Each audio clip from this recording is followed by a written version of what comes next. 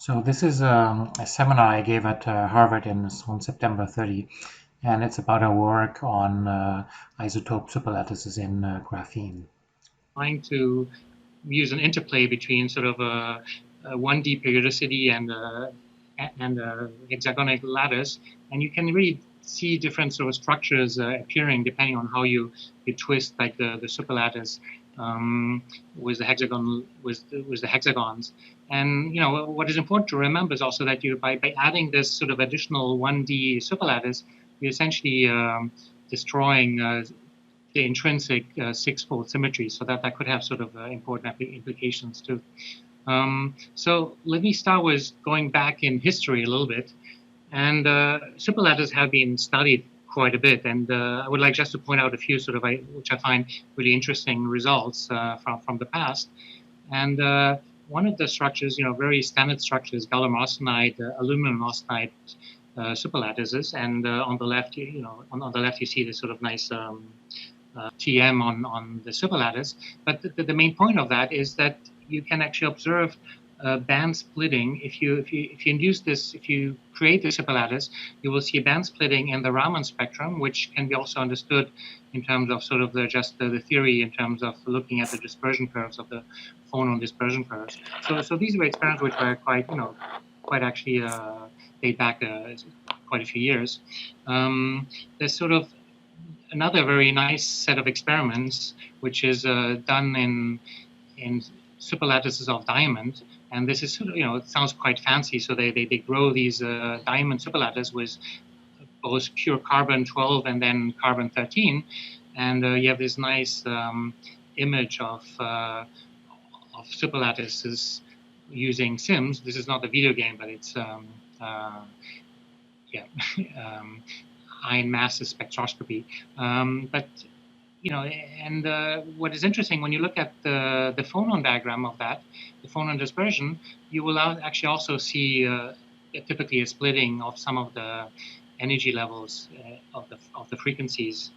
However, what is actually a little surprising is that in diamond, even though you're only changing the isotopes, carbon 13 and carbon 12, what happens is that you actually do create also an electron periodicity system. So what happens is that because of the electron phonon interactions, the different isotopes will actually change the effective the band gap of the diamond, and so you're going to see a conduction band discontinuity all at the same time as you would actually change the isotopes, even though structurally it's electronically in principle very similar, but it's the same. But because of this sort of electron phone interaction, you still get that. So another interesting example of superlattice is the germanium one, and that doesn't have the same problem as diamond in the sense that there the electron band discontinuity is actually very small. It's typically less than millielectron volt. And so then most of the effect is really on phonons, and that's also, this is a picture of the sort of the Raman data for germanium superlattices, and depending on the periodicity of this isotope superlattice in germanium, you get you have a splitting of two branches of phonons appearing. So germanium is sort of an interesting material, but again, all these materials are 3D. So what I want to talk about today is sort of the equivalent, but in two dimensions. So I really want to focus on this sort of 2D nature of superlattices, and I'll talk about the carbon 12 and carbon 13 graphene superlattice. And so there's a few interesting questions I would just want to sort of introduce, and maybe let me take also this opportunity. If there's any questions in you might have, please, I'm happy to be interrupted, as long as it's not it's still a kind of interruption as in the debate last night. I'm happy with being asked some questions and in between. So if you have any questions, let me know. You can use the chat. Okay, so the program is sort of this list, and what I'll talk about first is the phonon band engineering, and it's really seeing what happens when you create this superlattice with carbon 12, carbon 13. So this is this is quite recent, and that only works until now were theoretical and simulations on sort of simulations on relatively small sized structures, where they can sort of see also some signatures of, some bands show a little bit of a splitting in the phonon spectrum at some position in momentum space. So I'll talk more about that also experimentally, and then sort of more work on what we did there. Then I'll discuss the hot electron scattering problem, which I think is quite interesting. And the basic idea is that when you shine a laser on graphene, and graphene has this famous cone structure, so typically you would excite some electrons into from the valence band to the connection band, and they have sort of really high energy. And then what happens to these electrons? So they can basically scatter with either the electrons or with other phonons. And so typically the dominant mechanism is the electron scattering at high energy, and then this takes place into a few tens of femtoseconds, and then you would have sort of little longer time scales interaction with phonons and other things. So one of the questions you could ask is, well, what is actually the mean free pass or the scattering lengths of these hot electrons or the photoexcited electrons? And there have been a number of experiments trying to extract this mean free pass, although they all go via the line width. So they basically look at the energy line width of these electron states, and from that you can sort of infer the mean free pass, and you get various numbers depending on the experiment. So some are using ARPAS, Raman, magnetic field, magneto-Raman, again Raman. So this is epitaxial graphene. This is graphite, and you get numbers ranging sort of between 6 and let's say 24 nanometers for the equivalent mean free pass. But the point I want to make is that there's no direct measurement of this mean free pass. So what I want to show you is there's a way actually to measure directly this electron mean free pass using these superlattices in graphene.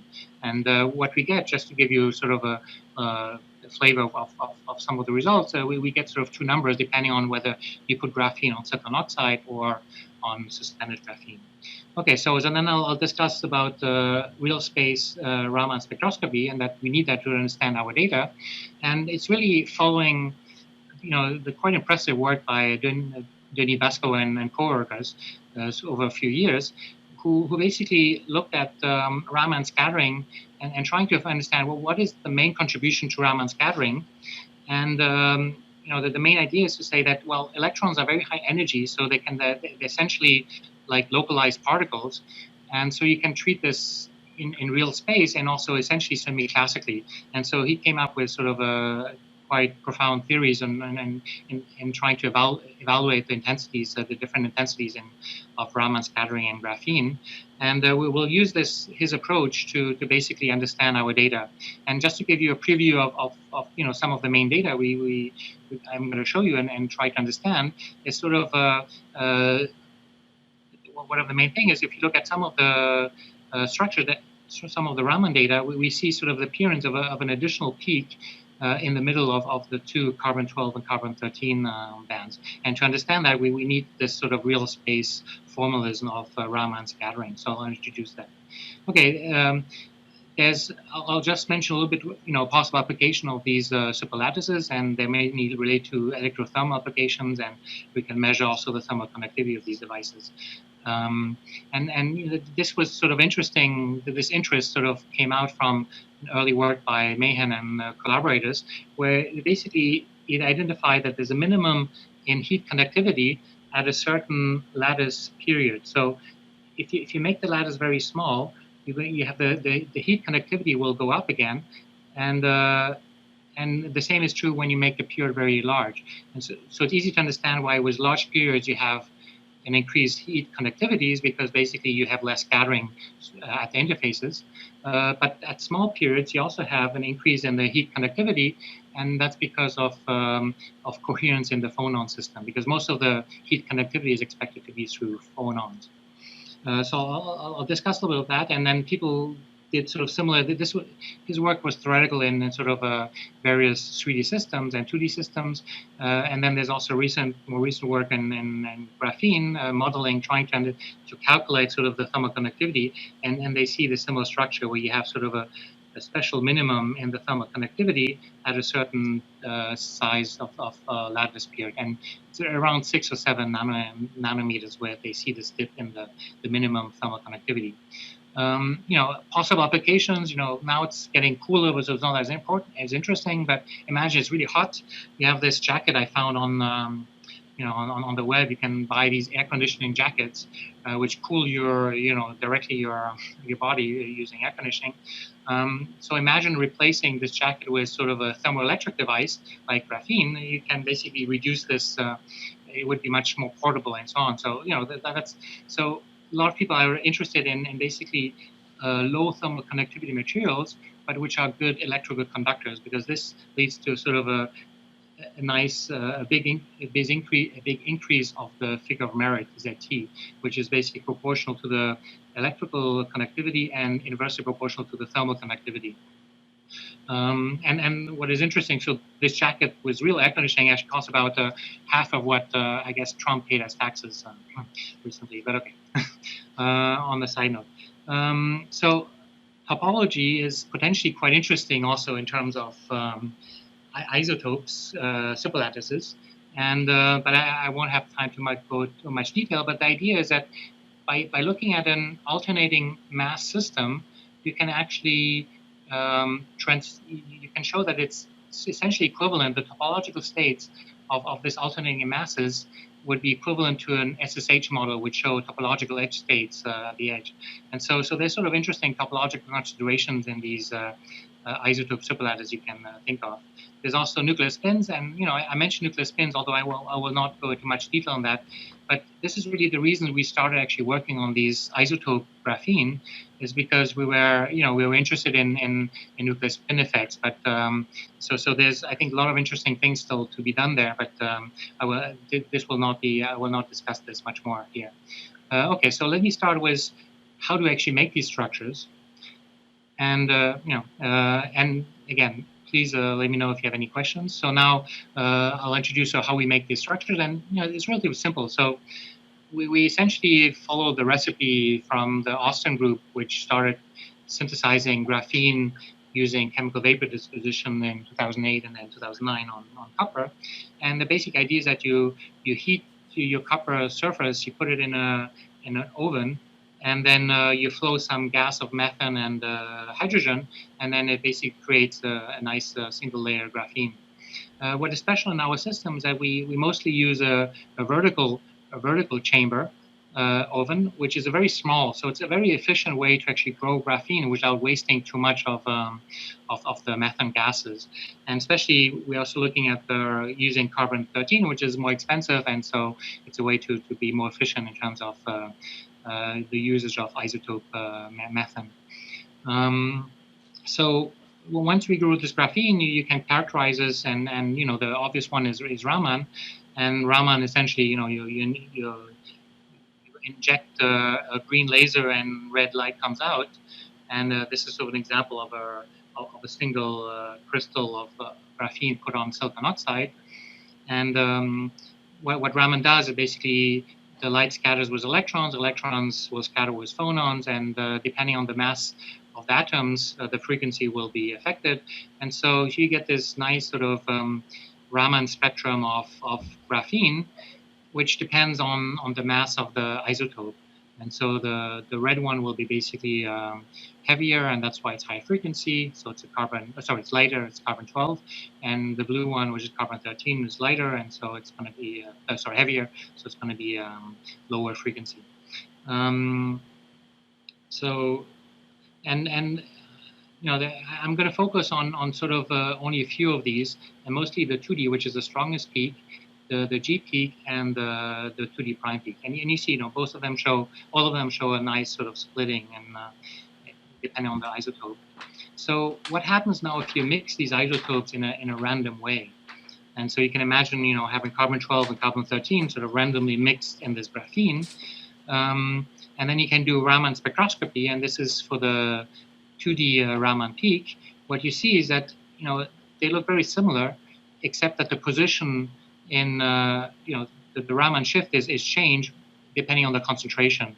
So for pure carbon-12, you have sort of the highest frequency, while for pure carbon-13, you have the lowest frequency. And then in between, you have sort of any frequency you want. But other than that, there's not a big change in sort of what the spectrum looks like. So we used this, and we made a single crystal with different isotope concentrations, and that's how you get these sort of discrete traces of spectra, or different spectrum, depending on the position along sort of that sample. And and then you can plot basically the position as a function of the fraction of carbon-12 isotope. And you get actually something which is very linear with concentration. And it shouldn't, theoretically, it's not clear why it should be linear, but the point is that if you do the simplest mass argument, you get this expression here, which is very similar, which is basically almost equivalent to a linear case, down to sort of a 0.5 centimeter minus 1 inverse wave numbers. And so essentially you wouldn't see the difference between these two expressions. And so you say, okay, it kind of makes sense that it's linear with concentration, and we get, we can show that it's linear down to essentially 1% resolution roughly.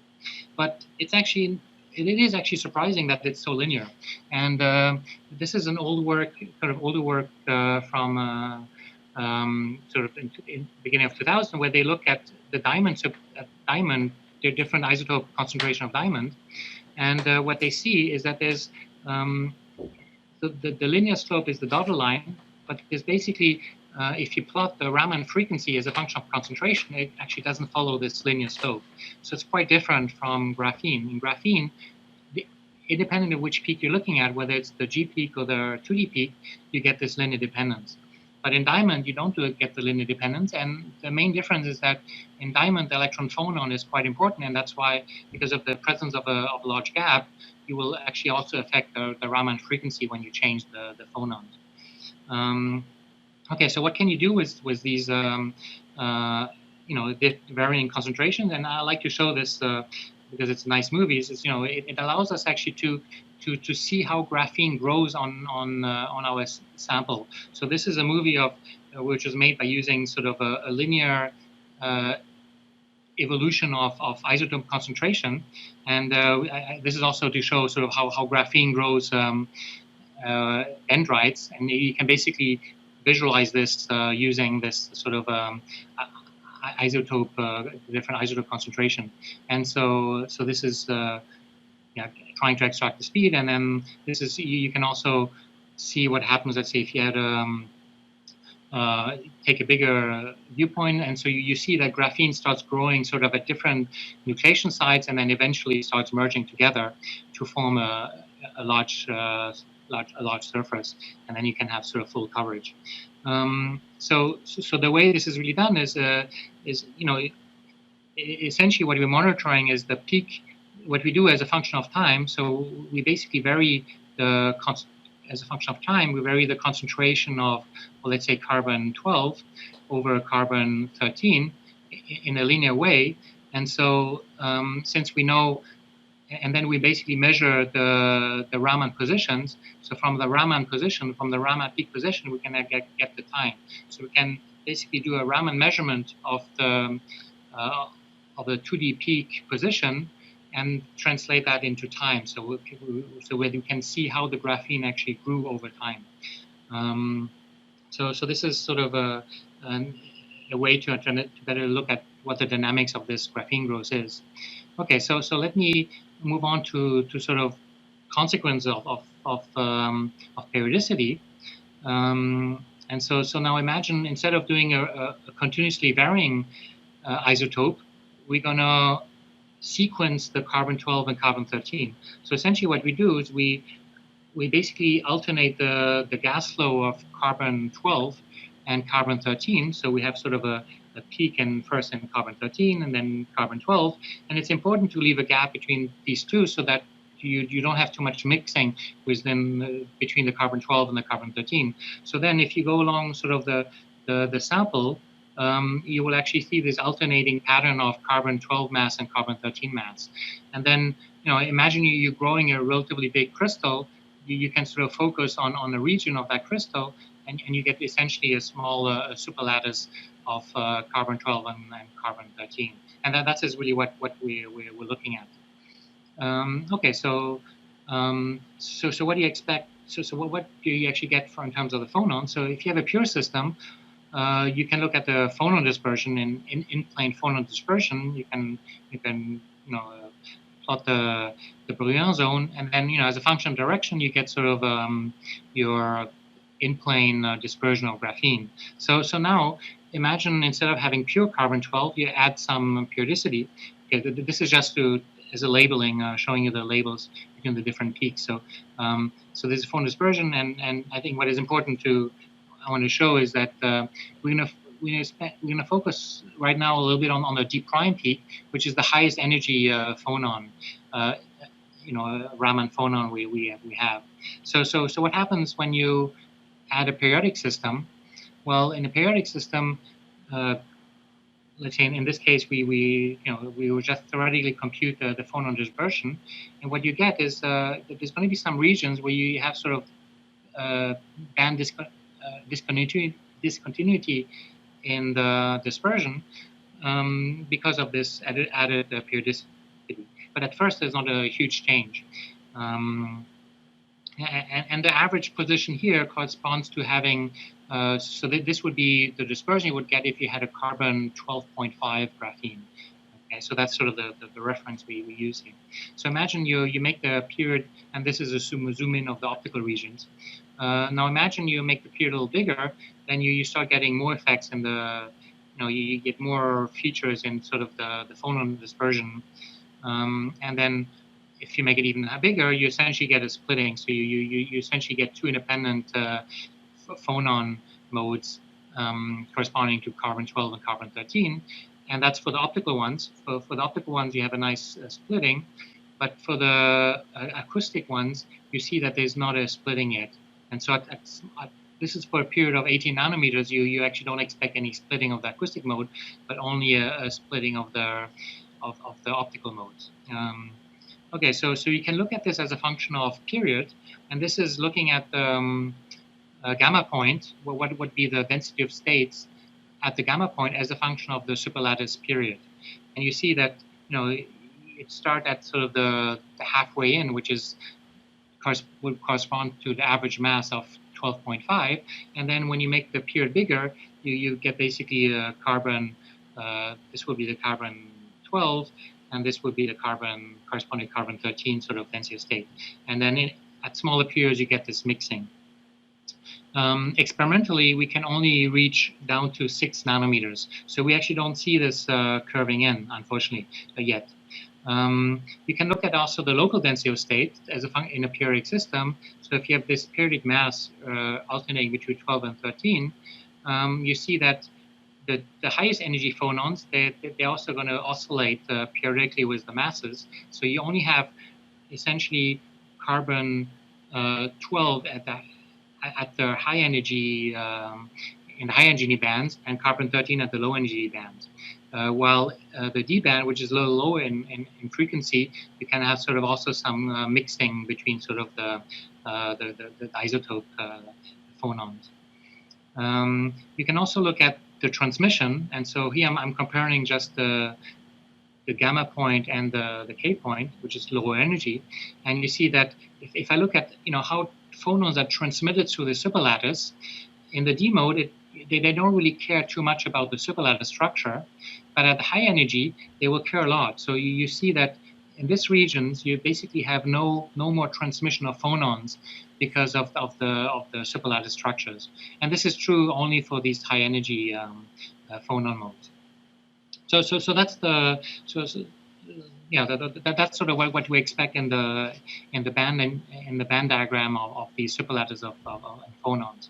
So let me now go to the hot electrons and real space Raman spectroscopy, and the goal here is really to try to understand this additional central peak appearing when you decrease the superlattice period, and you see that there's a very different behavior between the 2D prime, 2D, and G peaks. So the 2D and the 2D prime have the central peak, but not the G peak, and we'll try to find, try to understand what was actually going on, which is quite interesting.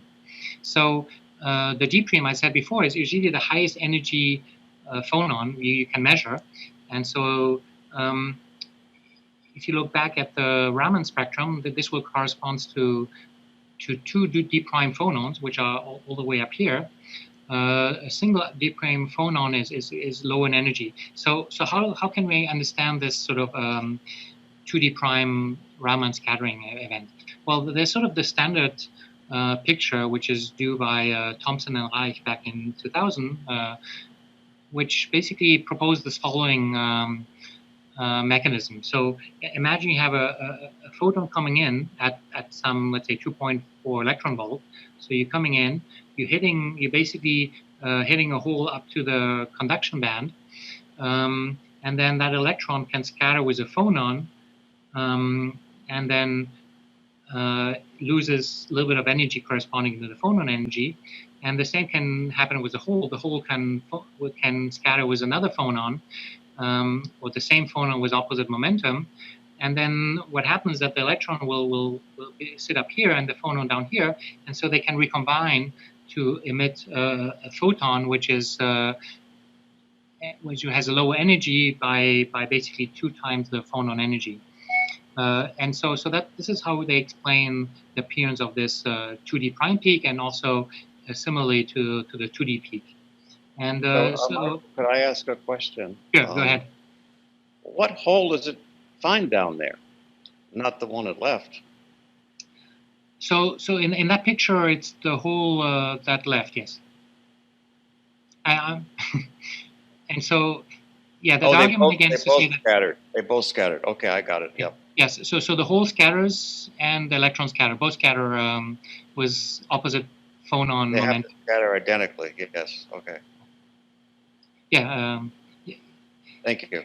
No problem. And so let's look at this picture a little more detail, and compare that with what happens for the D prime case. So in principle, what happens is that these electrons, if you kick up an electron in high energy, the conduction band, it's a high energy electron, and it will scatter a lot with other electrons and phonons. And so you get quite a broad line width, which is maybe of the order of 100 millielectron volt or 50 millielectron volt. And so this is sort of why I drew these lines broader, and the higher the energy go, the broader the line width you expect. And so this is the 2D prime we looked at. What happens how do you create a single D prime phonon? Well, it's almost the same thing. You basically kick up the electron to the conduction band, and then that electron will scatter with the phonon.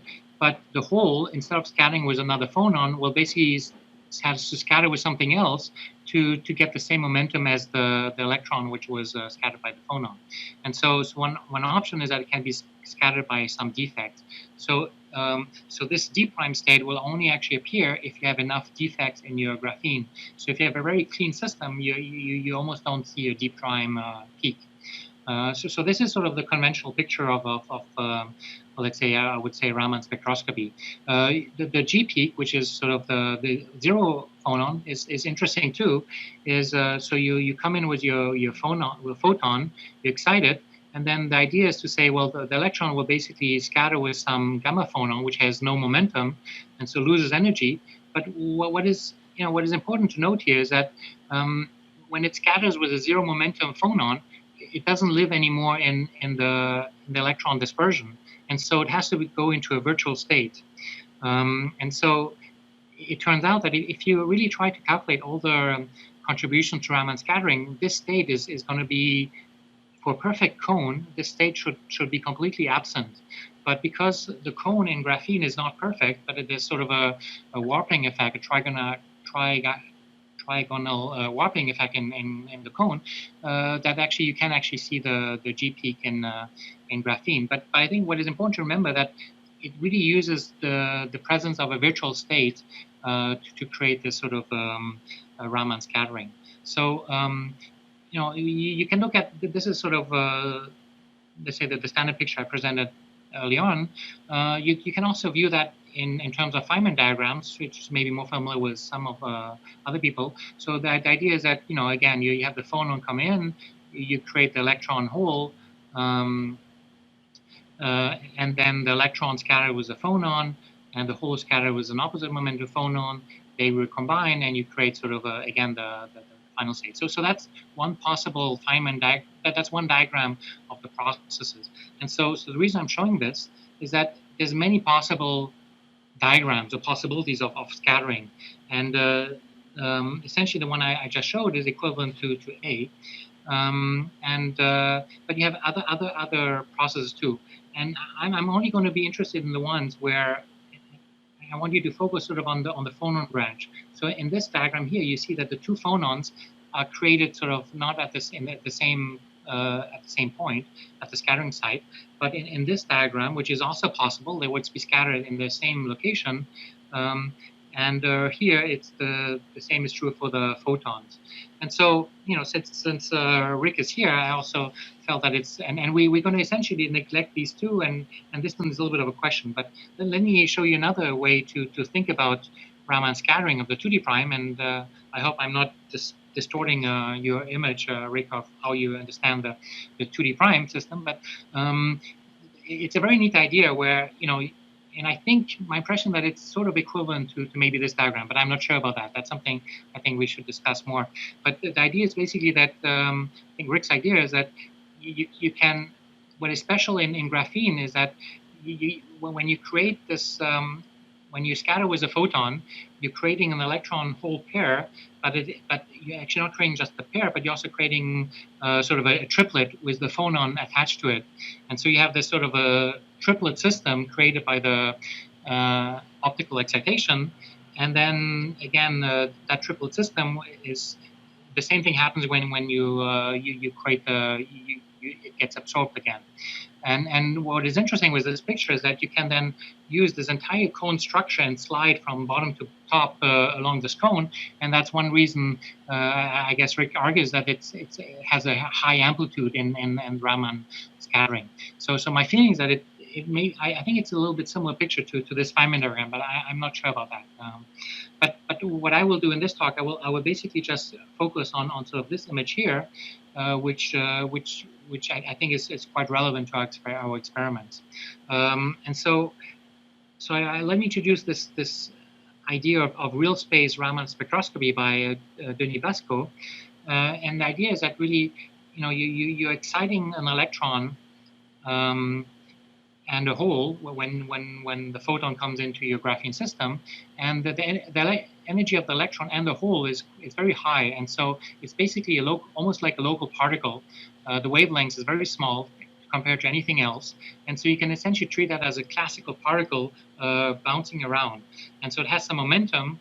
Both the electron and hole have some momentum, and in principle they're created with opposite momentum, and then if they scatter with two phonons with opposite momentum, they will basically they will be scattering back together.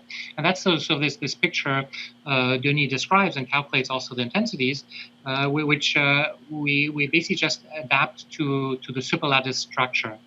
Now, how does it work in the superlattice? So imagine I'm creating the incident photon is here, and I'm creating an electron to the right and a hole to the left.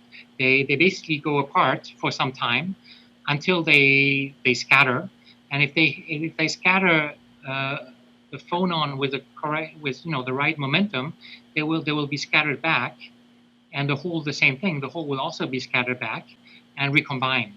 And but what is interesting is because the electron wavelengths is so small, and the same is true with the phonon wavelengths, that this process of the electron scattering with a phonon is a very local process.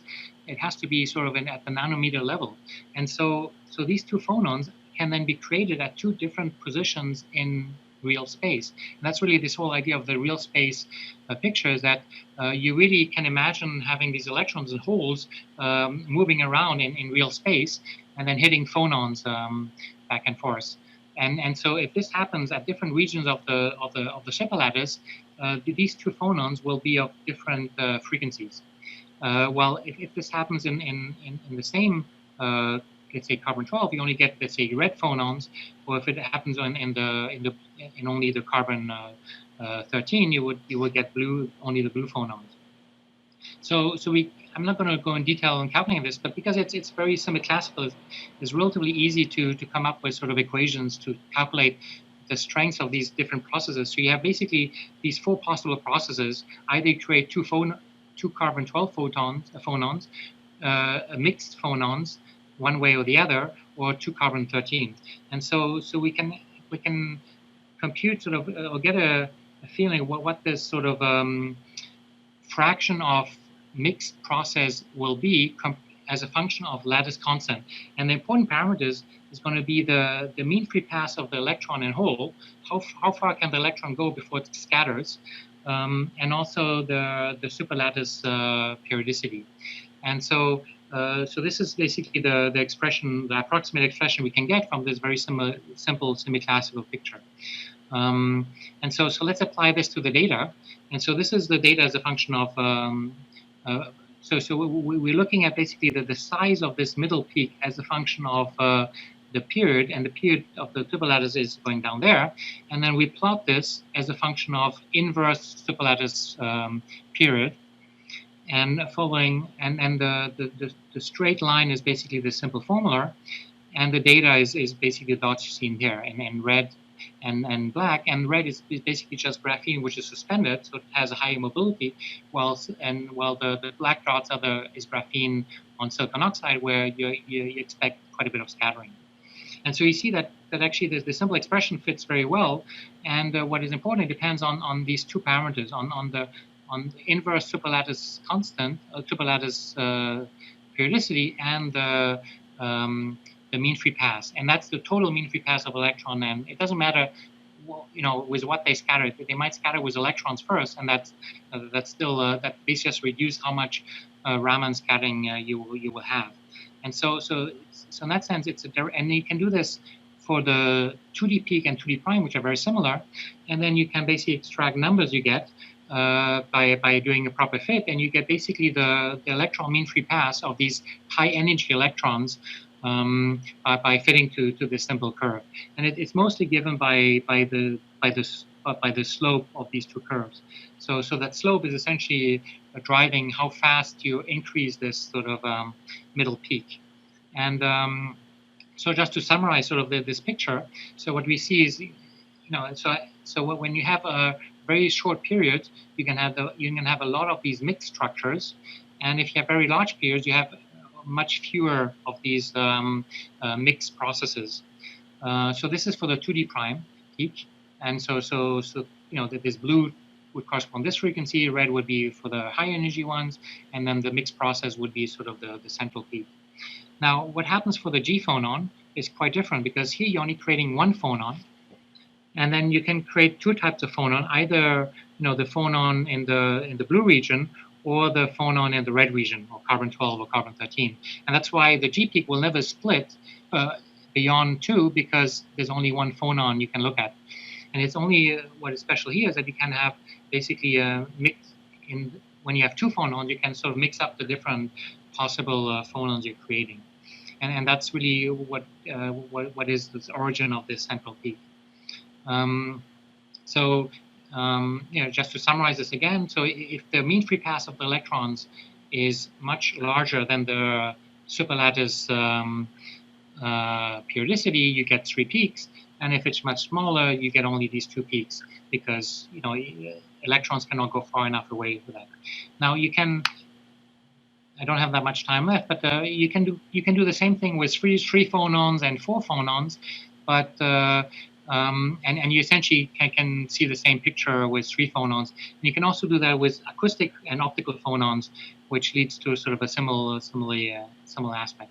The data is not as clean because the processes are smaller, but you sort of it follows the same idea. And then the final sort of proof of that is polarization. So imagine now you shine in light with a certain electric field polarization.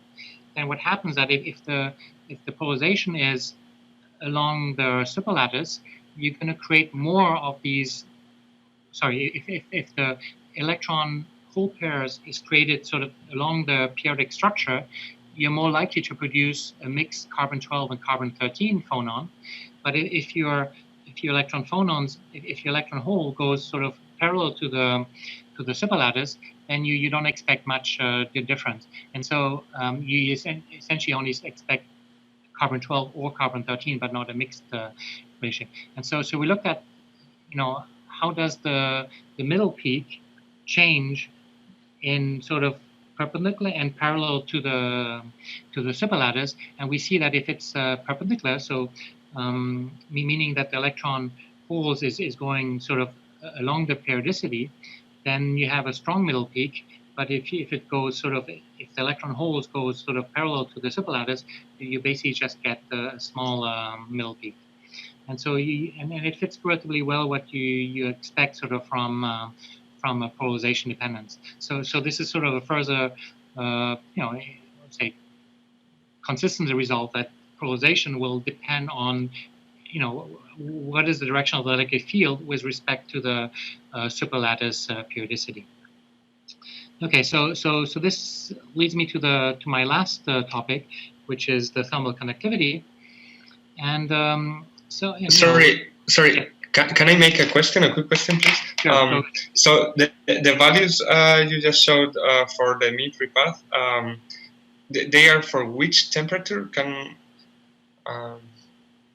Yeah. So these ones. Yep. Yeah. So this is essentially room temperature. So yeah, that's the mean free path you would we get in these two systems. Thank you very much. No problem. Yeah, so let's look about the thermal conductivity. Expect something to happen which is quite interesting potentially with the superlattice, and so let's just look at some older results on germanium, which is also quite interesting.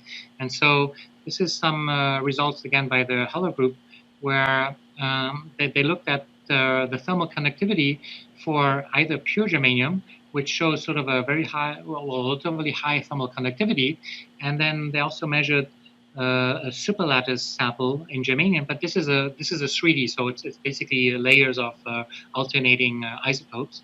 But what they show is that the lowest thermal conductivity they could measure is from a germanium superlattice, and then in between so if you add a little bit of random isotopes, you get sort of intermediate regions in thermal conductivity. And then the group, the Ruoff group, did something similar in graphene, where they looked at the difference between pure carbon-13 and sort of a mixed carbon-13. And basically the idea is that if you're mixing carbon-12 and carbon-13, you're suppressing the thermal conductivity, while if you make a very pure sample of only pure carbon-13, which is the red trace, you get the highest possible thermal conductivity. So it clearly shows that adding randomness in the phonons will basically suppress the thermal conductivity. And so we were interested in seeing what happens in the superlattice. So how are these measurements done? And this is essentially following the recipe by Ruoff's group. Is what you do is you take your graphene crystal, which is superlattice graphene, and put it on these small holes. So you have basically these holes are several microns in size, and then you come in with your laser, and you shine on the holes, and because the laser there's sort of some absorption between the photons and the graphene, it will heat up the graphene, and so it's your temperature source.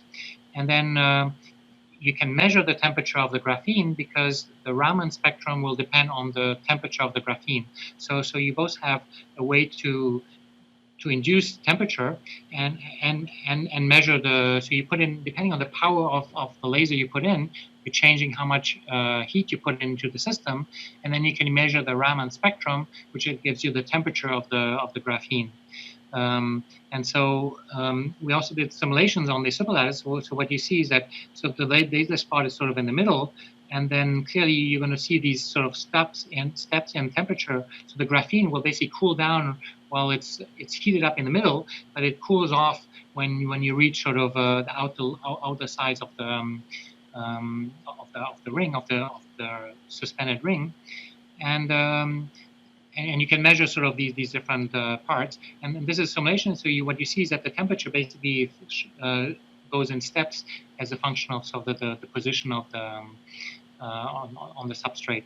Again, this is simulation, but now the experiment is basically just measuring the thermal conductivity as a function of laser power and sort of different superlattice structure. So this is the main result, is that what we show here is basically the thermal conductivity as a function of interface density. So interface density is again inverse of the period, and so the more interfaces you have, the lower the thermal conductivity, which is not very surprising. But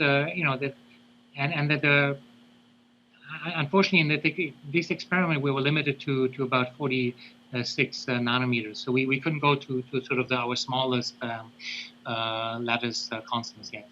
But it turns out that that this can be understood quite well by just modeling the system as being, you have carbon-12, and then you have carbon-13, and in between you have some thermal resistance due to the mismatch in phonon structure, and then you can come up with sort of a relatively simple expression of the thermal conductivity, which is sort of this equation here, which depends only on the resistance, on the interface resistance between carbon-12 and carbon-13, and the periodic lattice constant, and then and also depends on the pure thermal conductivity of carbon-12, and the fit is quite good, except that for small lattices, when you get to small lattices, the fitting, the equation doesn't work as well, but the simulation, because then you have to take into account that the spot size is actually a finite size.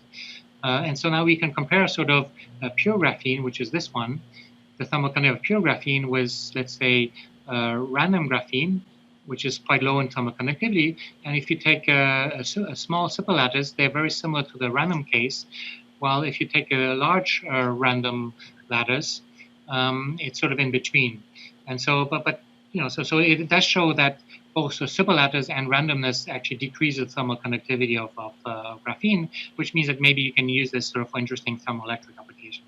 So this was the sort of the last point I want to make, and then just summarizing sort of what I showed is that I basically started showing you how we make these 2D superlattices in graphene.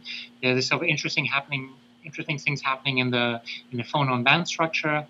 We're able to measure directly the hot electron scattering mean free path, and then finally we use this sort of real space Raman spectroscopy to understand the Raman data. And one possible application is sort of a reduced thermal conductivity of these superlattices. So with this, I thank you a lot for listening, and I'm happy to answer any questions you might have. Thank you. Thank you very much. Thanks. So yes, we are open for questions. I think that people just start talking. Is that right? No. So we have a chat window, so people can type their questions into the chat. We have one question. It's, besides the mass difference, does the isotope change any other basic lattice phononic properties? Do interatomic interactions remain the same as the pure graphene? Yeah, so what is interesting is that because we see this very linear dependence on isotope concentration versus Raman peak position, it shows that unlike in diamond where there's actually quite a bit of change, it's not linear. So the expectation is that there's probably a little bit of electron phonon scattering which will appear through the difference in masses. But it's really only via the electron-phonon interaction that you can actually get something happening which is sort of a non-trivial in terms of the electron system.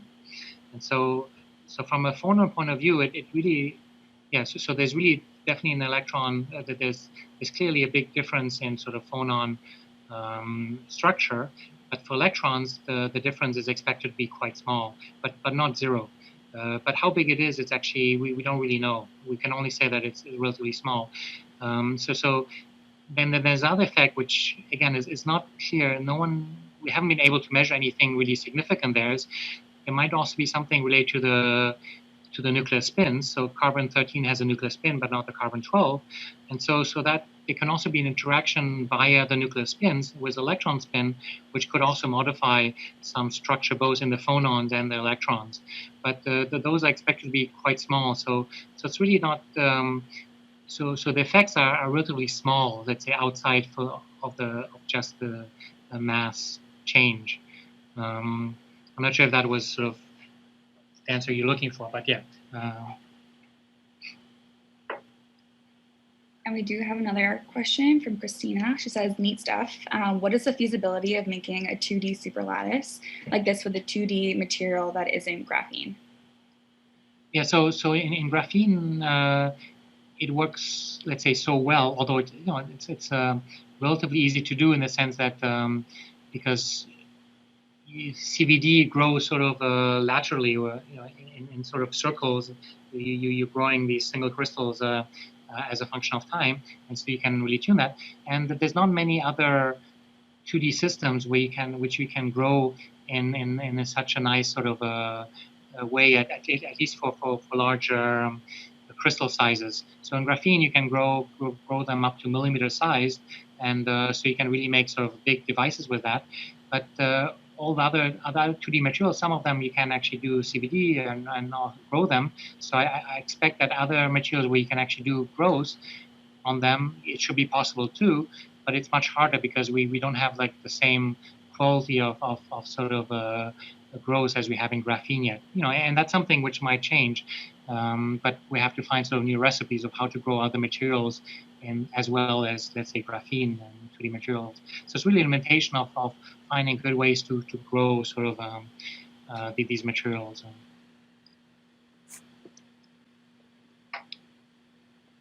We have another question.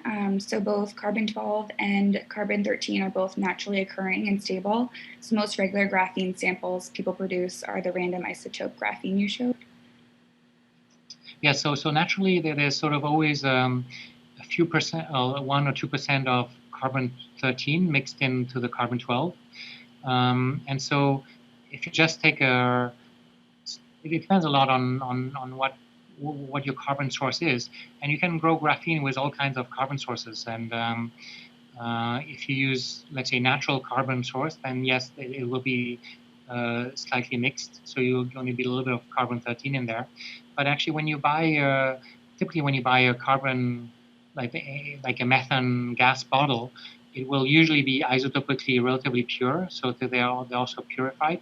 So I think most of the CVD grown graphene is typically relatively pure carbon-12 and not that much carbon-13. But if it's other source of carbon, then yeah, it all depends on the carbon source you're using. But it's relatively easy to find pure carbon-12 carbon sources. So that's quite common.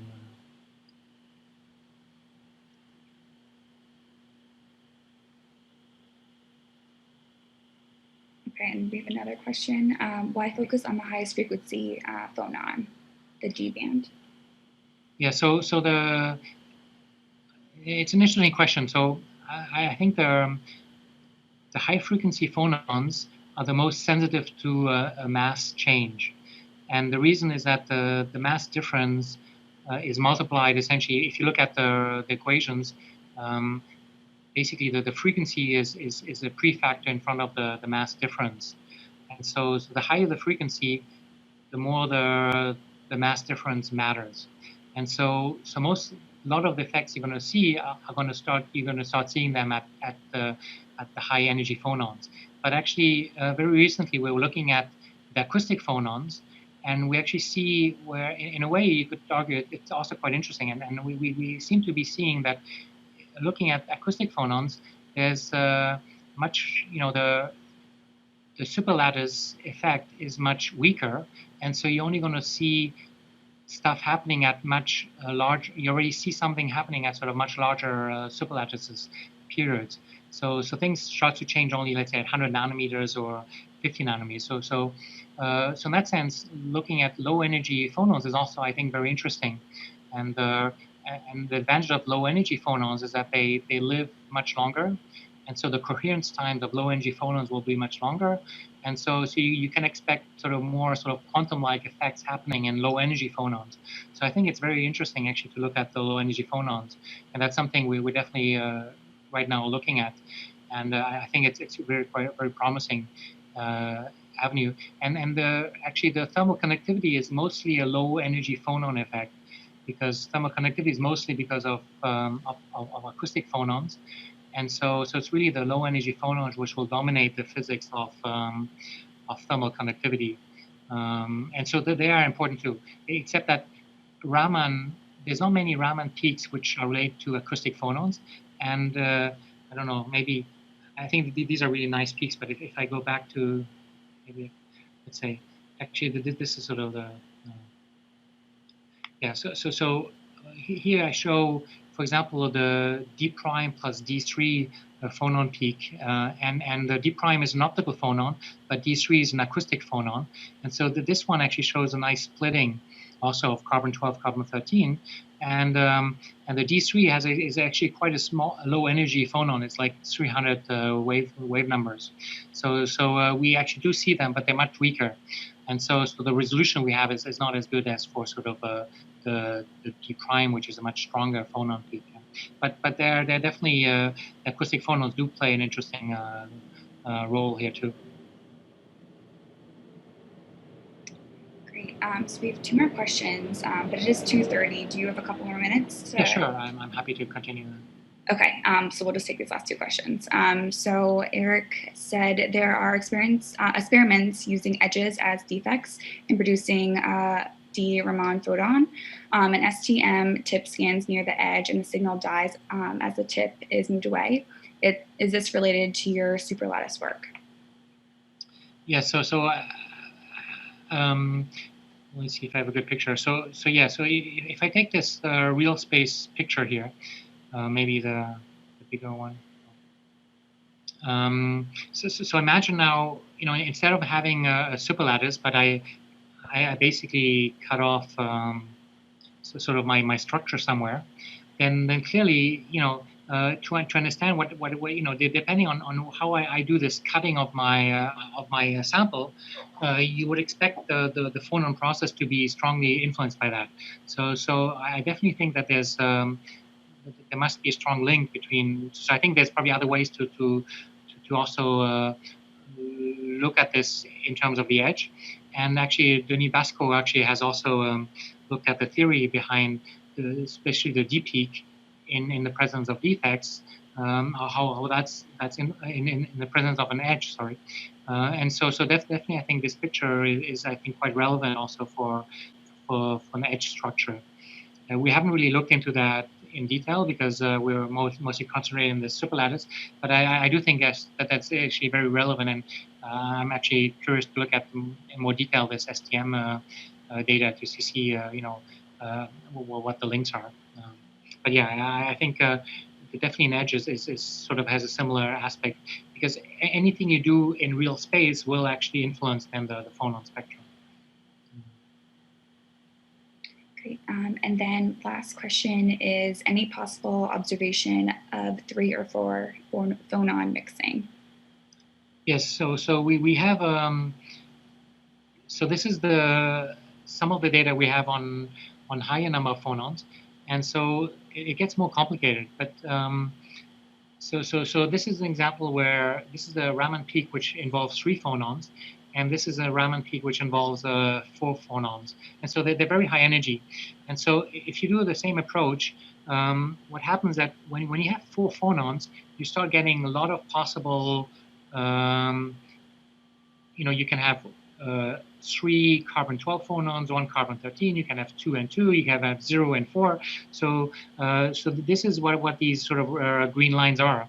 And it can get a little messy. So this is sort of trying to plot in the 4D case, showing that, these are all the possible lines of combination phonons, and there's quite a bit. And so we don't have yet the resolution to really, see distinct peaks. But hopefully, by doing sort of maybe a better job in the Raman, we might actually be able to resolve these sort of higher order phonon ones better. There's an interesting thing with the true phonon, which is sort of similar. You also have a lot of combination peaks, a lot of different possible combination with 3 phonons, and but there's a difference between strong and weak contribution. So if your virtual state you're creating in this sort of 3 phonon process is far away from your electron dispersion, the amplitude will be lowered. So the farther you away from the natural sort of dispersion, the smaller so the intensity essentially goes like somehow one divided by the energy difference between your virtual state and let's say your real state. And so these black lines are corresponding to actually virtual states which are quite far away from the broadening of your energy states. And so we expect them to be quite a bit weaker. And that's why we still see mostly 2 peaks, even though we have 3 phonons playing in there. An interesting one is the D plus D prime, which is the D plus D double prime. One is an optical phonon, and the other one is an acoustic phonon. And there you see that you also see the sort of this 3rd peak appearing, but there's in principle carbon 12, carbon 13 is not the same as carbon 13 and carbon 12. So they have a slight sort of slightly different energies because they're different types of phonons. And so that's why you have 4 lines. With 3 phonons, in principle, you would have 6 lines. I'm not. I think 6 lines, yes. But for 2 phonons, you can have in principle 4 possible lines, and you actually do see this sort of indication of a central peak. So yes, so I think this approach works for any number of phonons, and the higher order of phonons, you're going to get more and more stuff, interesting stuff happening potentially. But it's harder to resolve experimentally, at least. Great. Well, thank you so much. This was wonderful, and we'll be posting this to our YouTube channel so people can watch it who missed it. Thank you, Michael, for a wonderful talk and really intriguing and so much to learn from this. Thank you very much. Well, thanks again, everyone, for listening, and it was a pleasure to talk about this exciting stuff. It took us a while to try to understand this, so it was kind of happy to, I think, get somewhere. Great. Thanks. Okay. Thank you. Thank you so much. Thanks, everyone.